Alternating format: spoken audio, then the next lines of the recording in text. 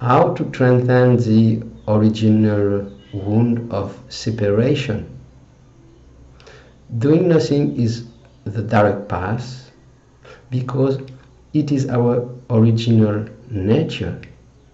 Being is not in time and space and has nothing to do. That is a very good news. So that is our essence, being, prior to be an individual, a separate being.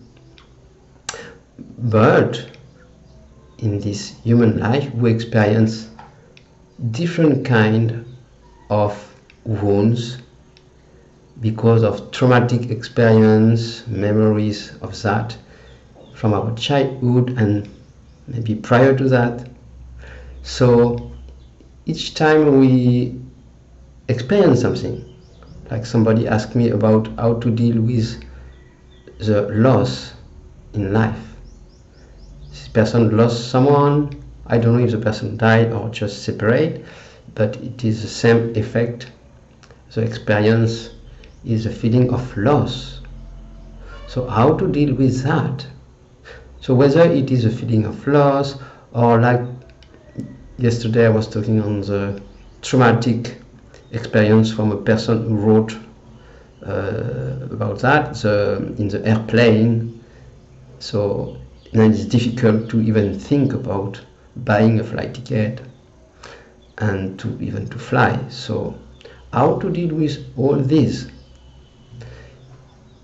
Whether it is this separation from a beloved, loss of money, loss of our job, or even in very small thing. I go in the kitchen and my partner did not place at the right place something and I feel triggered. So it goes from these small things to the big experience of loss. So what do we experience when we feel loss of someone? We feel, we can name it like big sadness, depression, anger. It can move from one to the next. And when we experience the fear of flying in an airplane, because there was some traumatic experience, that also the fear behind, if you look well, the fear of death, the fear of accident. So all these wounds, all these energetic disturbances that we feel in this daily life, big or small, they come from one original wound which came much before the human experience, which is the experience of separation from the whole, from pure consciousness. So if we go back to the origin, what is said in the Bible, in the beginning was the Word, and the Word was with God, and the Word was God. So this word is not a word that we speak just with the mouth. It's a creative power. It's also called shabd or nad, different name in some different tradition, but it's the same creative power who came out from the absolute, the first spark, we can say like that. So this first spark is the idea of I, also, which also symbolized as the lingam in India, the first lingam, the first appearance. So, but this first movement is the start of the dream, and in this start, time is not yet really created, but the seed of idea of time and space is showing up, and then further creation, then what we call the first was created, it is said emptiness or shunya or the yoni, that the lingam can penetrate the space of the yoni. So, and this created the multitude. That's how Maya is created. So if we can relate to that original wound, because this first this was first expression of life, already brought the idea of separation in a very subtle way, but then further down in the creation it is manifested as a separate being with others. So as soon as I believe and experience to be a separate being, then there is a fear of losing that person. I'm very happy when the person is here. If she die or leave me, then I feel depressed, terribly sad or whatever, angry with life, angry with God, right? So in this case of loss, it's a very good place to recognize it, from where it comes from. It comes from this original wound, and this original wound of separation is a doorway to your own freedom, which is already here, but to recognize your own freedom as that absolute self-consciousness, the Atman or the soul, undivided soul, so which is your true nature. So this original wound is a place where all starting and ending. In Shivaism, Kashmir Shivaism, it is called the tremor. So this great tremor, this first vibration, is either a way to lose ourselves in Maya, in separation, or the entry door back to yourself. So if you can, through that clarity and understanding, see that all these wounds, like loss of someone, is a blessing to be able to be in that place where I can take it. The question is, can I take it? This deep feeling of loss, depression, sadness, can I go through it willfully, without fighting, without complaining, without doing anything about it? That would be the direct path. Just to recognize that what you are is, and is untouched by the highest challenges, highest dark experiences of loss. The soul, the pure soul, is not touched by that. So if you have full faith in what you are as a soul, and the absolute soul, not a separate being, not a separate soul, but your true self-essence, then you can stand in front of anything. That's what Jesus did in the desert. He went 40 days to face the devil. So who do you think the devil is? It's not a being outside. It's understood like that, but it's not the real meaning.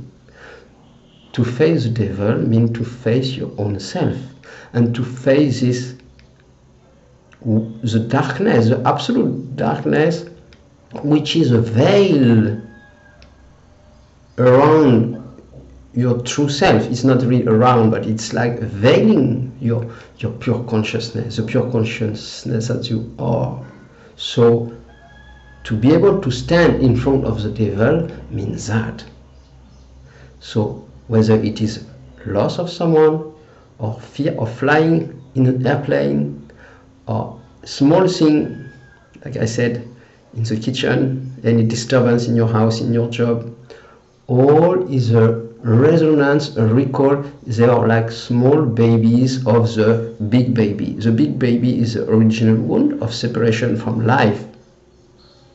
So because there is me and others, there is me and the world, there is me and life, then I am bound to experience again and again and again these wounds, small, big wounds.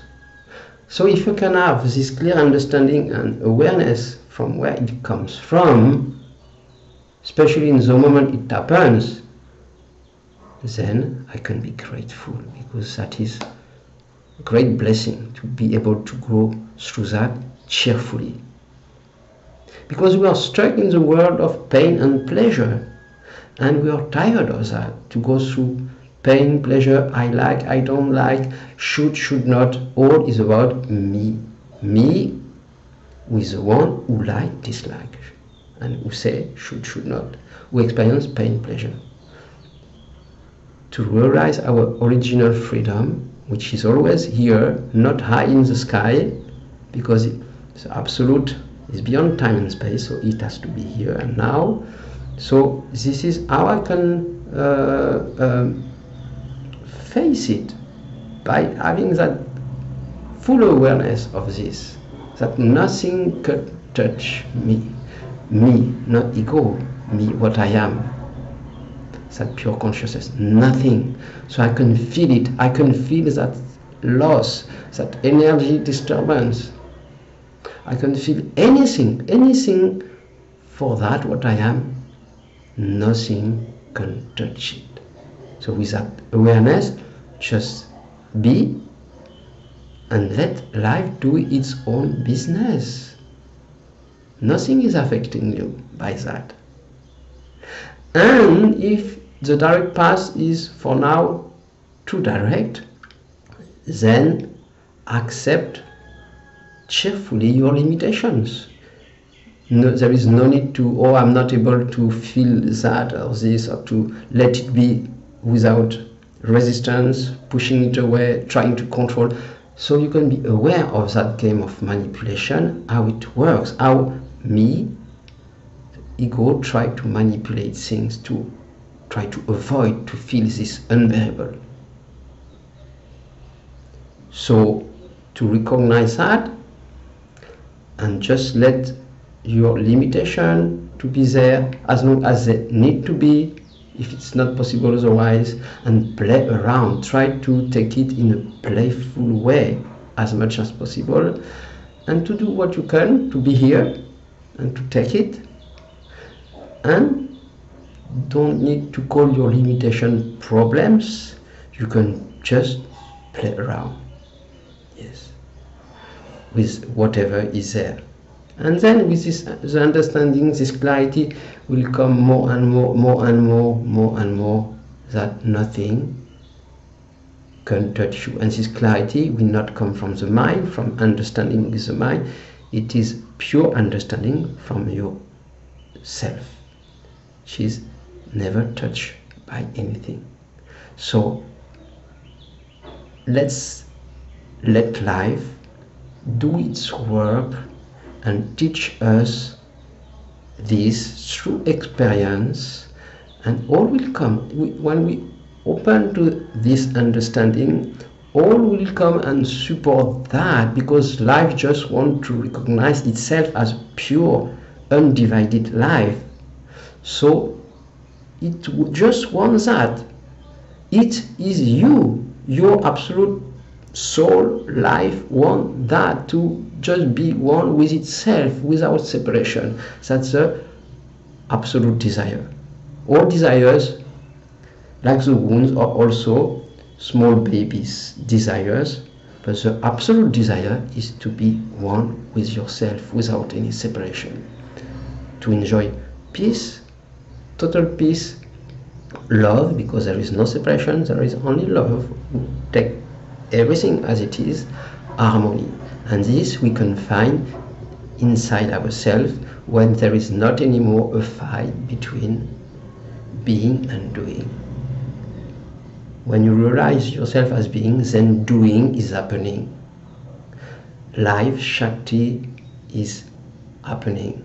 So there is nothing wrong with anything through the eyes of the being that you are. Life will manifest. You can be rich, you can be poor, you can be successful or not, you can be married or not. Anything can happen. But for you as being, it doesn't matter, because you understood it's a play, and you yourself, you are not in it. You are enjoying the play of characters. Playing to be rich, to be poor, to be successful, to...